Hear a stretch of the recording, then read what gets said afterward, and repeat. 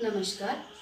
मैं मंजुला बीजोगी, हिंदी शिक्षिका, शरण बसवेश्वर उच्च माध्यमिक पाठशाला चित्रहಳ್ಳಿ, पड़लकेरे तालुका, चित्रदुर्ग जिला। मैं आज 10वीं कक्षा के दूसरा गद्य पाठ कश्मीरी से कहानी को लेकर आई हूँ। इस कहानी के रचयिता हैं प्रेमचंद जी। तो हम ये कहानी बहुत सुंदर कहानी है। आपको पहले मैं इस कहानी के रचयिता यानी लेखक का परिचय समझाना चाहती हूँ। तो मैं लेखक का परिचय पढ़ूंगी। प्रेमचंद जी का जन्म 31 जुलाई 1880 को वाराणसी के पास लमही नामक गांव में हुआ था। इनका वास्तविक नाम धनपत राय था। वे शिक्षा विभाग में नौकरी करते थे। बचपन में प्रेमचंद जी मातृ प्रेम से वंचित रहे। इनका जीवन गरीबी में ही गुजरा। वे मैट्रिक तक ही पढ़ पाए। वे यथार्थवादी कथाकार थे। इनकी प्रमुख रचनाएं गोदान, सेवा सदन, गबन, निर्मला, कर्मभूमि आदि इनके प्रमुख उपन्यास हैं। बड़े घर की बेटी, नमक का दरोगा, पंच परमेश्वर, पूस की रात आदि इनकी प्रसिद्ध कहानियां हैं। प्रेमचंद की कहानियां मानसरोवर नाम से संकलित हैं। देखो बच्चों, अब मैं प्रेमचंद जी का संक्षिप्त परिचय पढ़ा आपके सामने। तो और एक बार मैं आपको समझाती हूँ, ठीक से देखते जाइए। लेखक हैं मुंशी प्रेमचंद। इनका जन्म 31 जुलाई 1880 को। कब हुआ इनका जन्म? 31 जुलाई 1880 को हुआ। तो कहाँ हुआ इनका जन्म? जन्म स्थान को जानना भी हमें जरूरी है। तो इनका जन्म स्थान है वाराणसी के पास लमही नामक गांव। आपका गांव जो है, आपको मैं पूछती हूँ तो आप कह देंगे ना आपका जन्म स्थान कौन सा है, आपका जन्म कब हुआ। वैसे ही आपको याद रखना होगा किनका? प्रेमचंद जी का जन्म 31 जुलाई 1880 को हुआ। उसके बाद कहाँ पर हुआ? वाराणसी के पास लमही नामक गांव में हुआ। तो ये कहाँ तक इनकी शिक्षा देखो, शिक्षा 10वीं कक्षा तक, ये सिर्फ 10वीं कक्षा तक ही पढ़ पाए। तो उसके बाद कहाँ नौकरी की इन्होंने? सेवा यानी इनका सेवा कार्य शिक्षा विभाग में, ये शिक्षा विभाग में नौकरी करते थे। तो इनके साहित्य की विशेषता क्या है हम देखने जाते हैं। तो ये यथार्थवादी कथाकार थे।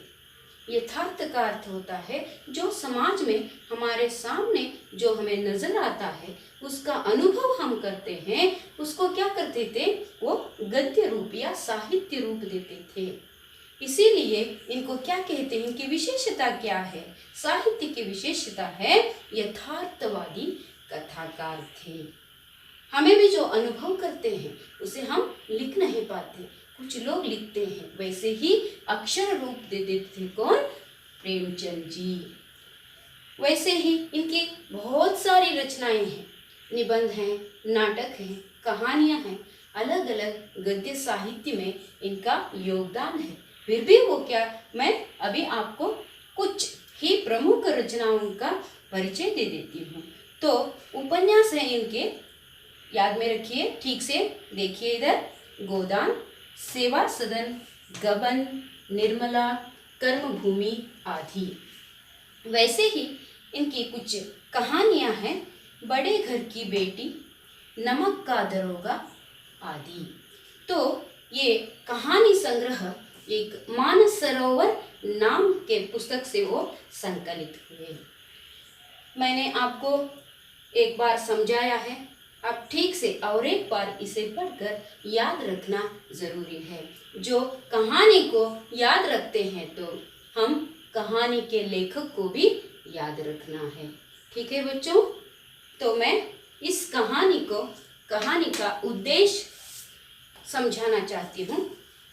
कहानी का उद्देश्य है, इस कहानी में बाजार में लोगों के साथ होने वाली धोखेबाजी पर प्रकाश डाला गया है और खरीदारी करते समय सावधानी बरतने की आवश्यकता पर जोर दिया गया है। यानी यहाँ पर हम क्या करते हैं, बाजार चले जाते हैं, चले जाने के बाद क्या होता है, हमें एक एक अनुभव होता है। वैसे ही लेखक को भी एक अनुभव हुआ। कैसा अनुभव? धोखेबाजी का अनुभव हुआ। उस धोखेबाजी का अनुभव को एक कश्मीरी सेब नामक कहानी में उन्होंने बहुत अच्छी तरह से समझाया है। तो हम देखते जाएंगे। और क्या है, हम बाजार में जाते हैं तब किस प्रकार सावधानी बरत कर, ठीक से देख कर, समझ कर हमने क्या करना है, कुछ चीज़ें खरीद कर लाना है। आंख मूंद कर हमें चीज़ें नहीं खरीदना है। ये चेतावनी देने के लिए हम इस कहानी को देख सकते हैं। तो हम अब कहानी को पढ़ेंगे। कल शाम को चौक में 2-4 ज़रूरी चीज़ें खरीदने गया था। पंजाबी मेवा परोसों की दुकानें रास्ते ही में पड़ती हैं। एक दुकान पर बहुत अच्छे रंगदार गुलाबी सेब सजे हुए नजर आए। जी ललचा उठा। आजकल शिक्षित समाज में विटामिन और प्रोटीन के शब्दों में विचार करने की प्रवृत्ति हो गई है।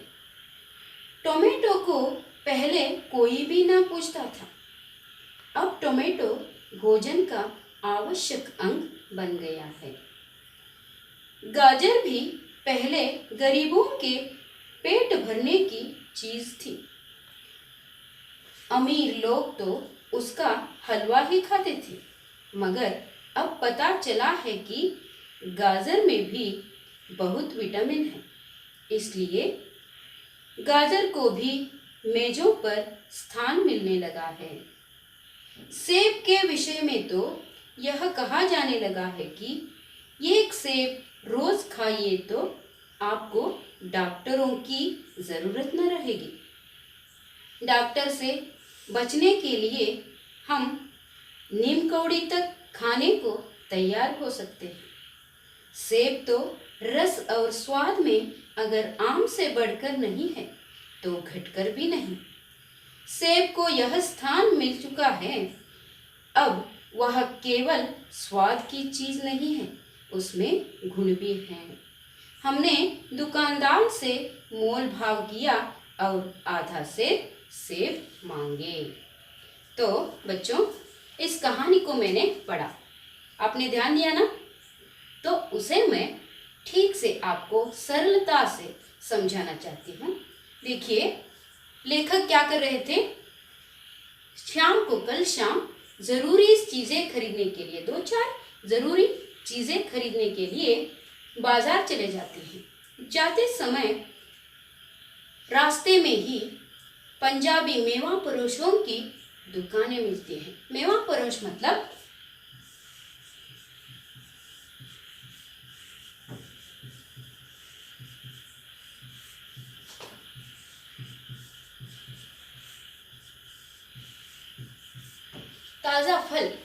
ताज़ा फलों की दुकानें मिलती हैं। उस दुकान में रंगदार गुलाबी सेब सजे हुए थे।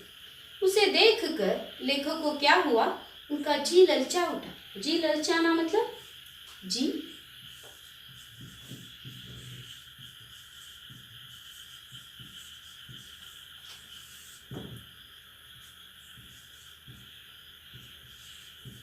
लेने को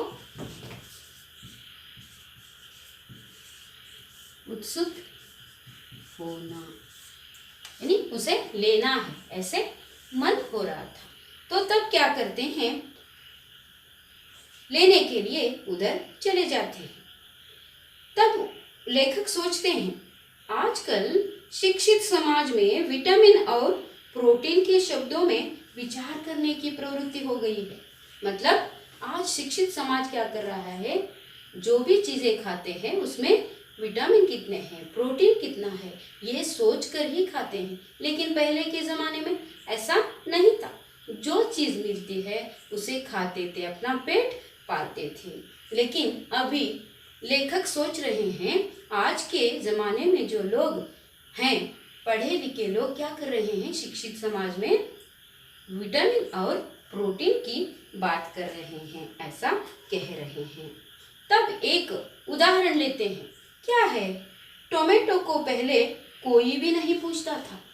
टोमेटो पहले खाने में इस्तेमाल नहीं करते थे, उसका उपयोग नहीं होता था। लेकिन आज टोमेटो के बिना क्या नहीं है, भोजन ही नहीं है। टोमेटो नहीं है तो घर में खाना नहीं पकता है। वैसे ही इसीलिए वो कहते हैं, टोमेटो क्या है, आज भोजन का आवश्यक अंग बन गया है। तो टोमेटो नहीं है तो कोई खाना नहीं पकाते, नहीं खाते, ऐसा सोचते हैं। और आगे सोचते हैं, गाजर के बारे में कहते हैं। गाजर का अर्थ क्या है, ಗಜ್ಜರಿ. ನಾವೇನು ಹೇಳ್ತೀವಿ ಕನ್ನಡದಲ್ಲಿ, ಗಜ್ಜರಿ ಅಂತ ಹೇಳ್ತೀವಿ. ಅದು ಕೂಡ ಹಾಗೇನೆ ಅಂತ ಯೋಚಿಸ್ತಾರೆ ಯಾರು, ಲೇಖಕರು. तो क्या है, गाजर भी पहले गरीबों के पेट भरने की चीज थी। अमीर लोग तो उसका हलवा ही खाते थे। देखिए किस प्रकार वो लिखते हैं, उसमें यथार्थ कैसा है, हम थोड़ा ध्यान से देखते हैं तो मैंने पहले कहा, लेखक परिचय के समय उनके गद्य साहित्य में क्या रहता था, विशेषता क्या थी, यथार्थवादी कथाकार थे, जो किस प्रकार कहानी लिखते थे, जो हमारे नजरों के सामने दिखाई देता है, जिसका अनुभव करते हैं उसको वो लिखते थे। इसीलिए वो कहते हैं, गाजर को अमीर लोग क्या करते थे, सिर्फ हलवा बनाकर खाते थे, लेकिन गरीब लोग क्या करते थे, उसको भूख मिटाने के लिए खाते थे, ऐसा सोचते हैं। इसलिए गाजर को भी मेजों पर स्थान मिलने लगा है। आज क्या हुआ है, गाजर को भी, उसमें भी विटामिन है करके वो क्या कर रहे हैं, उसका इस्तेमाल, उसका उपयोग भोजन में कर रहे हैं। मेजों पर उसको स्थान मिला है। पहले क्या था, गरीबों के पेट भरने की चीज थी, अमीरों के हलवे की यानी स्वाद की चीज थी। लेकिन आज क्या हुआ है, हर एक लोग यानी शिक्षित समाज में सभी क्या कर रहे हैं, इसका उपयोग कर रहे हैं। इसलिए इसे भी भोजन के मेजों पर स्थान मिलने लगा है, ऐसा सोचते हुए दुकान की तरफ वो चले जाते हैं। और आगे सोचते हैं, क्या सोचते हैं, देखिए, सेब के विषय में तो यह कहा जाने लगा है कि एक सेब रोज खाइए तो आपको डॉक्टरों की जरूरत न रहेगी। पहले किसके बारे में सोचा, टोमेटो के बारे में, उसके बाद गाजर के बारे में, उसके बाद सेब, उन्होंने सेब देखा ना, रंगदार गुलाबी सेब देखा, इसलिए उसके बारे में भी सोच रहे हैं। कैसे सोच रहे हैं, एक सेब रोज खाते हैं तो डॉक्टरों की ही जरूरत नहीं लगेगी, ऐसा सोचते हैं हम लोग। तो डॉक्टर से बचने के लिए और क्या क्या करते हैं, नीम कौड़ी तक खाने लगे हैं आज के लोग। डॉक्टरों से बचने के लिए नीम कौड़ी क्या है, नीम कौड़ी का अर्थ है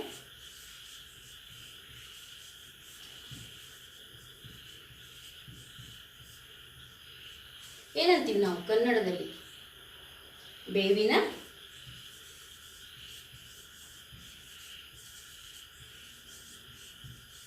हण्णु।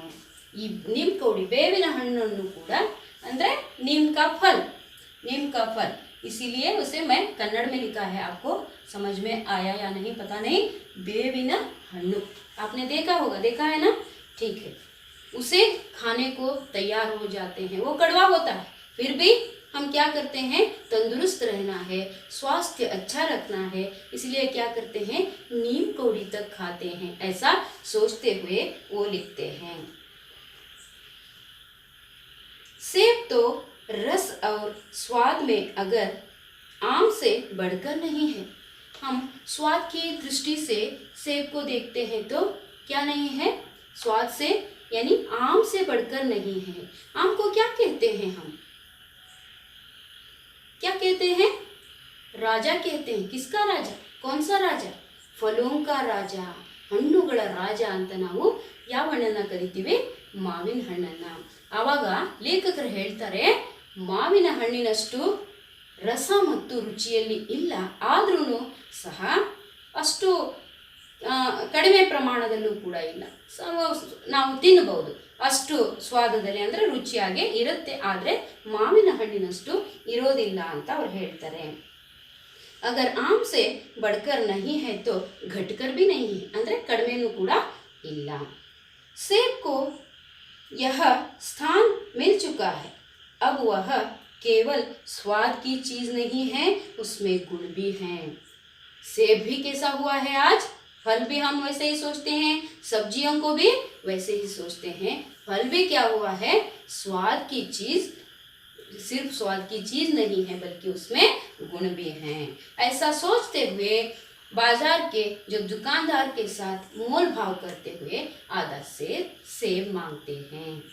उसके बाद आगे देखिए, दुकानदार ने कहा, बाबूजी बड़े मजेदार सेब आए हैं, खास कश्मीर के, साथ ले जाएं, खाकर तबीयत खुश हो जाएगी. मैंने रुमाल निकाल कर उसे देते हुए कहा, चुन चुन कर रखना. जो आकर्षित करने के लिए दुकानदार क्या करते हैं, बाबूजी बहुत मजेदार सेब आए हैं, आप बाजार जाइए, आपको भी क्या करते हैं, आगे कैसा जोड़कर रखते हैं, अच्छे अच्छे लाल लाल सेब जोड़कर रखते हैं. उसके बाद अपने वो एक क्या करते हैं, उनको हमें वो निकाल कर नहीं देते, जो अपने पास जो रखते हैं वो कैसे होते हैं, सड़े हुए होते हैं, उनको क्या करते हैं, तोलते हैं, हमें हमारे हाथ में दे देते हैं. इनको भी ऐसे ही अनुभव हुआ कि नहीं, लेखक को. तो क्या करते हैं, ये इन्होंने कहा अच्छे अच्छे से चुनकर लाना, तो उसके बाद रुमाल भी आगे बढ़ाया. तब दुकानदार ने क्या किया देखेंगे, दुकानदार ने तराजू उठाई और अपने नौकर से बोला, सुनो, आधा सेब कश्मीरी सेब निकालना, चुन कर लाना. देखिए यहाँ पर क्या करते हैं, चुन कर लाना है. कैसे, वो अपने दुकान में काम करने वाले को सूचना दे रहा है, कैसे, अच्छे सेब नहीं, जो सड़े हुए सेब अंदर है ना, उनको उठा के लाना. ये बात समझ में नहीं आती है, किनको, लेखक को. ये सोचते हैं अच्छे अच्छे सेब लाने के लिए अंदर गया है, लेकिन वो कैसे सेब लाता है देखेंगे.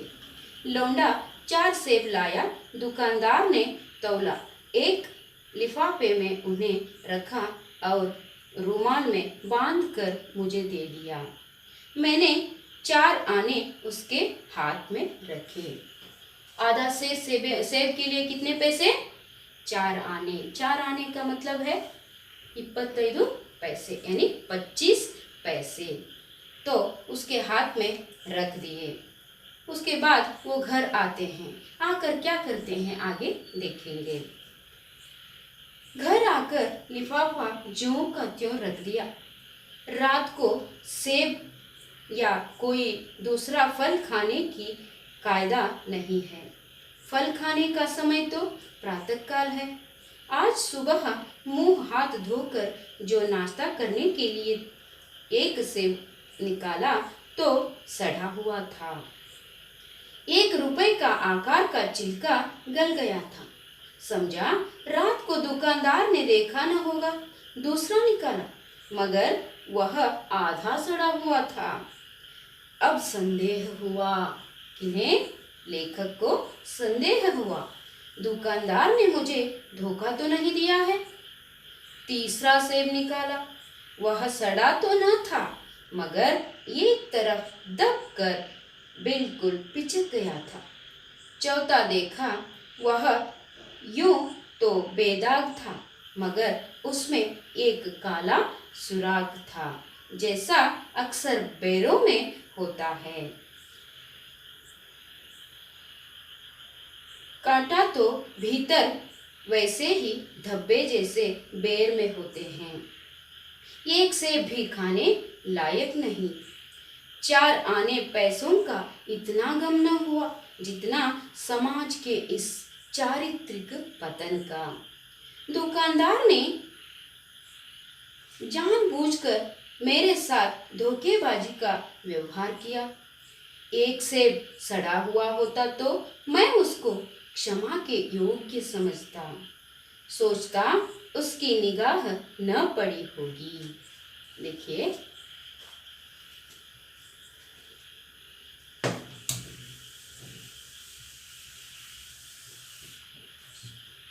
क्या करते हैं, सेब ले जाते हैं ना घर। रात में उनको खाने की आदत नहीं थी। फल खाने का समय तो सुबह होता है, ऐसे प्रातः काल में खाएंगे करके वो ऐसे ही जो का त्यों ಹೇಗಿದೆಯೋ हागे उसे रख देते हैं और सो जाते हैं। सुबह उठते हैं नाश्ते करने के लिए, हाथ मुंह धोकर आकर एक उस लिफाफे से सेब को उठाकर खाने के लिए लेते हैं। तो क्या हुआ था, वो एक सेब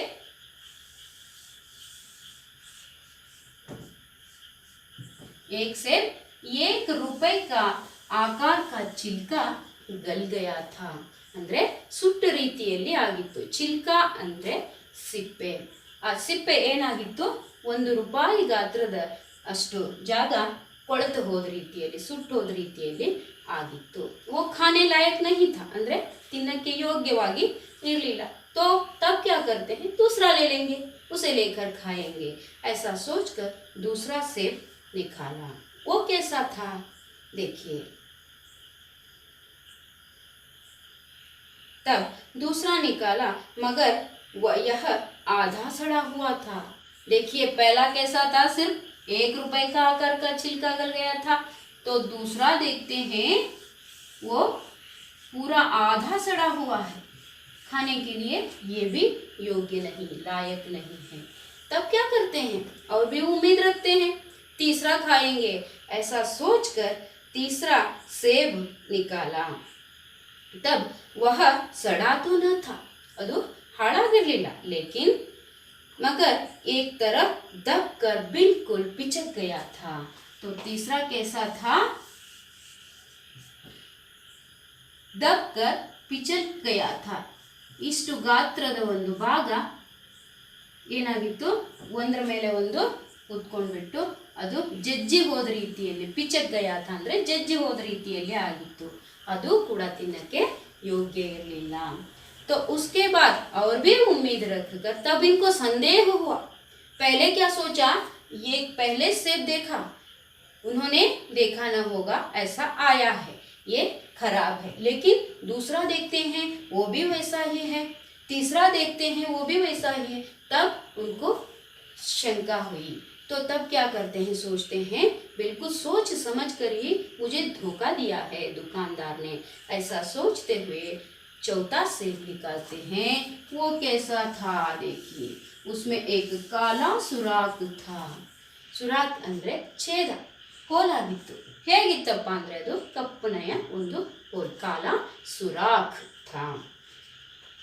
तो चारों, वो कैसा था, हम बेरों में, बेरों का अर्थ है बारे हण्णु, उसमें जो सुराख होते हैं, छेद होते हैं, देखो वैसे ही बिल्कुल ये वैसा था। तो हम देखते हैं, पहला कैसा था, ₹1 का आकार का छिलका गल गया था, दूसरा आधा सड़ा हुआ था, तीसरा बिल्कुल पिचक कर बिल्कुल दब गया था और पिचक गया था, चौथा उसमें एक काला सुराख था। इसमें प्रश्न भी आ सकते हैं। आप कहानी को ठीक से सुनते हैं, समझते हैं, तो उत्तर आराम से वाक्य बनाकर लिख सकते हैं। पहले कहानी को समझना है, कहानी को समझने के बाद आप आराम से उत्तर लिख सकते हैं। तो पहला ऐसा था, दूसरा ऐसा था, तीसरा ऐसा था, चौथा ऐसा था। आप आराम से लिख सकते हैं ना। वैसे ही खाने के लिए चारों के चारों योग्य नहीं थे। तो तब इनको ठीक से ज्ञात हुआ कि ये मेरे साथ ಧೋಕೆಬಾಜಿ ಹುಯಿ ಹೈ. ಏನಂತ ಮೋಸ ಮಾಡಿಬಿಟ್ಟಿದ್ದಾನೆ, ಯಾರು ಅಂಗಡಿಯವನು ನನಗೆ ಮೋಸ ಮಾಡಿದ್ದಾನೆ. मैंने क्या किया, उस पर भरोसा किया है ना. ಅವ್ರೇನು ಹೇಳ್ತಾರೆ, ಒಳ್ಳೆ ಹಣ್ಣನ್ನು ಆರಿಸಿ ಹಾಕಪ್ಪ ಅಂತ ರುಮಾಲ್ ಹಿಡಿತಾರೆ. ಆದರೆ ಅಂಗಡಿಯವನು ಏನು ಮಾಡ್ತಾನೆ, ತನ್ನ ಕೆಲಸದವನಿಗೆ, ಅಂಗಡಿಯಲ್ಲಿ ಕೆಲಸ ಮಾಡೋ ಬಾಲಕನಿಗೆ ಏನು ಹೇಳ್ತಾನೆ, ಒಳ್ಳೊಳ್ಳೆ ಸೇಬನ್ನು, ಕಾಶ್ಮೀರಿ ಸೇಬನ್ನು ಆಯ್ಕೆ ಮಾಡ್ಕೊಂಡು ಬಾ. कश्मीर की सेब ಅಂದರೆ ನಮಗೆ ಗೊತ್ತಿದೆ, कश्मीर की सेब कैसे होते हैं, बहुत प्रसिद्ध होते हैं. नागपुर के संतरे यानी ಕಿತ್ತಳೆ ಹಣ್ಣು ನಾಗಪುರದಲ್ಲಿ ಫೇಮಸ್ ಆದರೆ ನಾವು ಕಾಶ್ಮೀರದ ಸೇಬು ಹಣ್ಣುಗಳು प्रसिद्ध ಅಂತ ಹೇಳ್ತೀವಿ. इसीलिए वो लेखक क्या करते हैं, बहुत अच्छे हैं, मज़ेदार हैं, ये सभी कहा है तो ले लेंगे कहकर ले जाते हैं, खाने के लिए देखते हैं तो ऐसा हो गया था. तो बाद में ये क्या सोचते हैं, देखिए.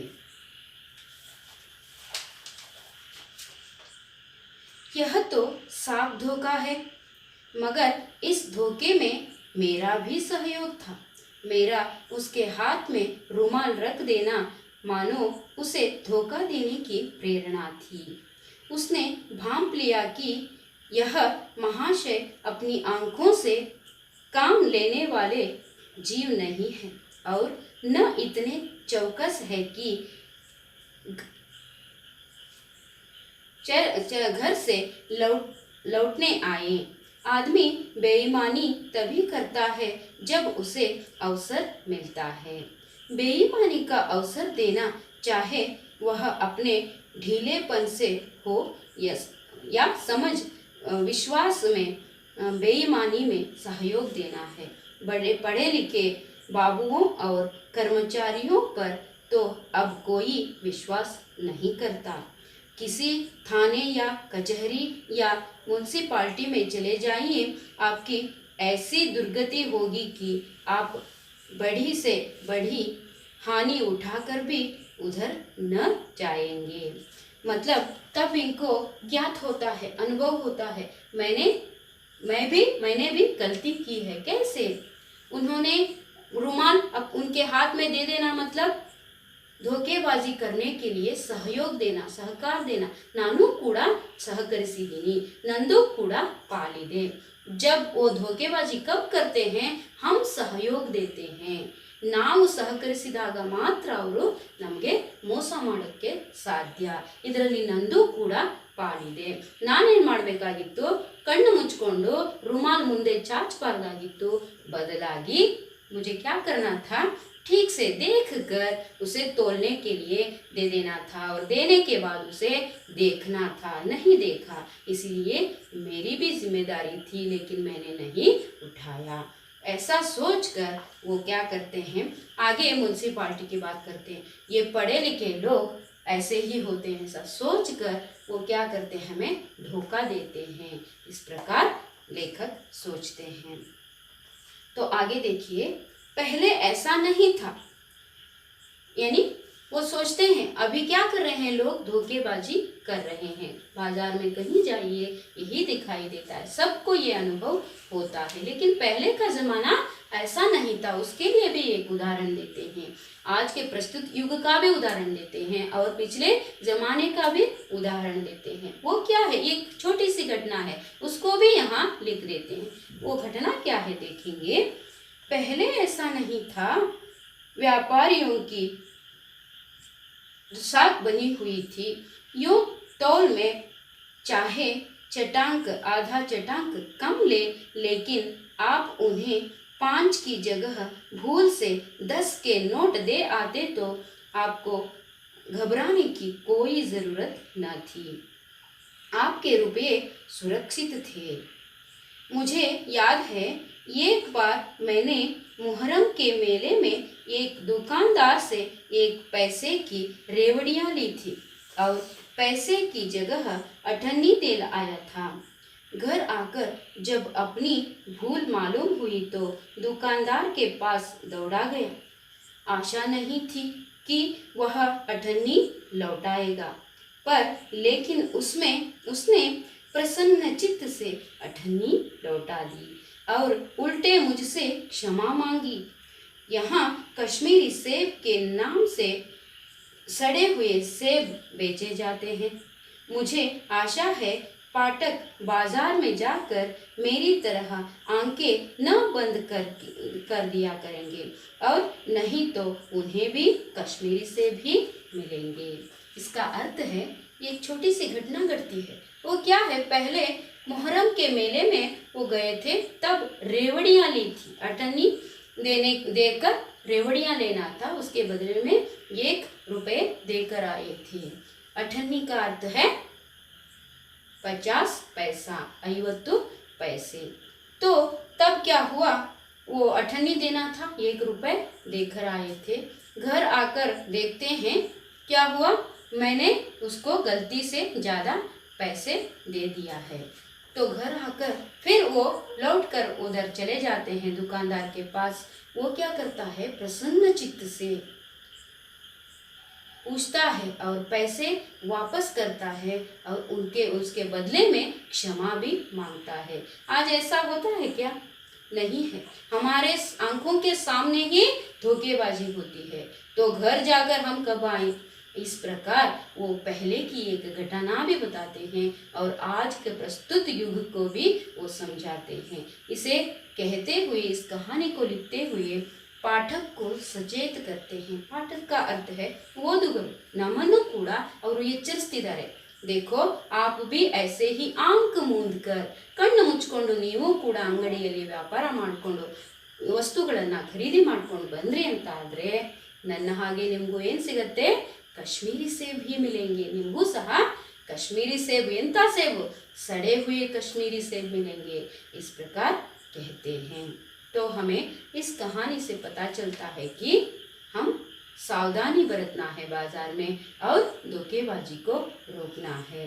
इस धोखेबाजी को रोकने के लिए ठीक से सोच समझ कर वस्तुओं को खरीदना है। ये चेतावनी हमें लेखक यहाँ पर इस छोटी सी कश्मीरी सेब नामक कहानी से हमें दे देते हैं। हम आगे क्या करेंगे, इसका एक वीडियो चित्र, कहानी का वीडियो चित्र देखेंगे। खरीदते समय सतर्क रहना बेहद जरूरी है। हमारी असावधानी सामने वाले को धोखा देने के लिए प्रेरित करती है। यदि हम जागो ग्राहक जागो वाली जागरूकता को अपनाएंगे तो सामने वाले को बेईमानी का अवसर नहीं मिलेगा तथा हम भी अच्छी गुणवत्ता वाली वस्तुएं खरीद सकेंगे। सुकरात ने भी कहा है, यदि मनुष्य कुछ सीखना चाहे तो उसकी प्रत्येक भूल कुछ न कुछ सिखा देती है। कल शाम को चौक में 2-4 जरूरी चीजें खरीदने लगा था। पंजाबी मेवा फरोशों की दुकानें रास्ते में ही पड़ती हैं। एक दुकान पर बहुत अच्छे रंगदार गुलाबी सेब सजे हुए नजर आए। जी ललचा उठा।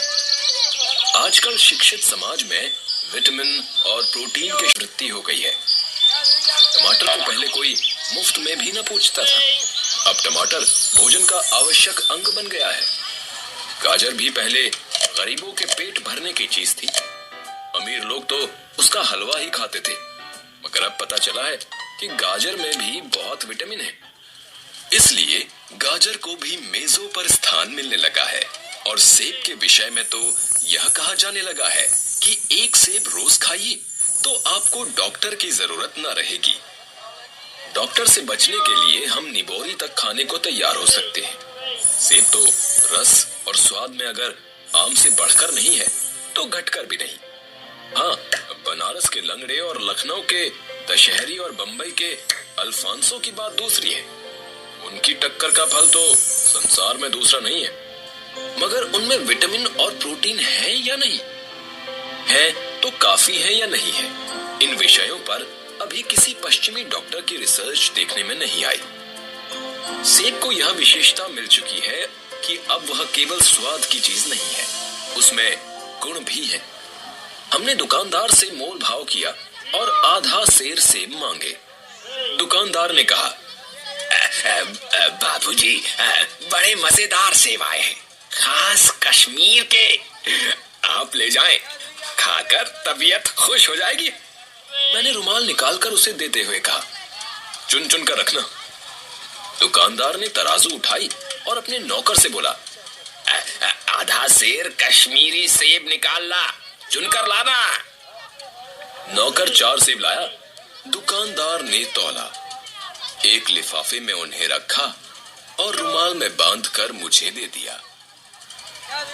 मैंने 4 आने उसके हाथ में रखे। घर आकर लिफाफा ज्यों का त्यों रख दिया।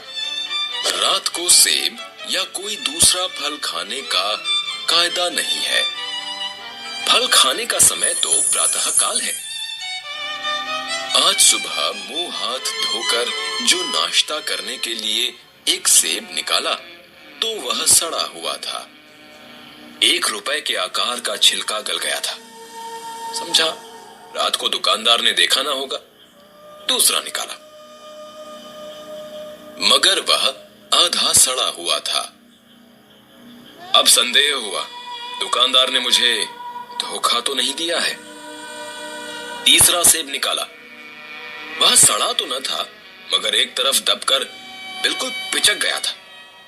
चौथा देखा, वह यों तो बेदाग था, मगर उसमें एक काला सुराख था, जैसा अक्सर बेरों में होता है। काटा तो भीतर वैसे ही धब्बे दिखाई दिए जैसे कि सड़े बेर में होते हैं। एक सेब भी खाने लायक नहीं। 4 आने पैसों का इतना गम न हुआ जितना समाज के इस चारित्रिक पतन का। दुकानदार ने जानबूझकर मेरे साथ धोखेबाजी का व्यवहार किया। एक सेब सड़ा हुआ होता तो मैं उसको क्षमा के योग्य समझता, सोचता उसकी निगाह न पड़ी होगी, मगर चारों के चारों खराब निकल जाएं, यह तो साफ धोखा है। मगर इस धोखे में मेरा भी सहयोग था। मेरा उसके हाथ में रुमाल रख देना मानो उसे धोखा देने की प्रेरणा थी। उसने भांप लिया कि यह महाशय अपनी आंखों से काम लेने वाले जीव नहीं है और न इतने चौकस हैं कि घर से लौटाने आए। आदमी बेईमानी तभी करता है जब उसे अवसर मिलता है। बेईमानी का अवसर देना, चाहे वह अपने ढीलेपन से हो या सहज विश्वास से, बेईमानी में सहयोग देना है। पढ़े लिखे बाबुओं और कर्मचारियों पर तो अब कोई विश्वास नहीं करता। किसी थाने, कचहरी या म्युनिसिपैलिटी में चले जाइए, आपकी ऐसी दुर्गति होगी कि आप बड़ी से बड़ी हानि उठाकर भी उधर न जाएंगे। व्यापारियों की साख अभी तक बनी हुई थी। यूं तोल में चाहे छटांक आध छटांक कम कर लें, लेकिन आप उन्हें 5 की जगह भूल से 10 का नोट दे आते थे तो आपको घबराने की कोई जरूरत न थी। आपके रुपए सुरक्षित थे। मुझे याद है, एक बार मैंने मुहर्रम के मेले में एक खोमचे वाले से एक पैसे की रेवड़ियां ली थी और पैसे की जगह अठन्नी दे आया था। घर आकर जब अपनी भूल मालूम हुई तो खोमचे वाले के पास दौड़ा गया। आशा नहीं थी कि वह अठन्नी लौटाएगा, लेकिन उसने प्रसन्न चित्त भाव से अठन्नी लौटा दी और उल्टे मुझसे क्षमा मांगी। यहाँ कश्मीरी सेब के नाम से सड़े हुए सेब बेचे जाते हैं। मुझे आशा है पाठक बाजार में जाकर मेरी तरह आंखें बंद ना कर लिया करेंगे, नहीं तो उन्हें भी कश्मीरी सेब ही मिलेंगे। बच्चों, आपने वीडियो में कहानी देखा ना? आपको पूर्ण रूप से कहानी समझ में आई है ऐसा मैं मानती हूँ। आपको क्या करना होगा, जो अभ्यास में आए हुए प्रश्नों को खुद और एक बार कहानी को पढ़कर समझकर उत्तर लिखने का प्रयास करना है। और जो व्याकरणांश है वो भी बहुत सरल है, उसको भी क्या करना है, लिखना है अभ्यास कार्य में। और हम कहते हैं, यानी एक संस्कृत की वाणी है, व्यवहारम द्रोह चिंतनम कहते हैं। मतलब जो व्यवहार करने वाले धोखेबाजी करने के लिए ही सोचते रहते हैं, हम उनको जब मौका देते हैं वो क्या करते हैं, उसका फ़ायदा उठाते हैं।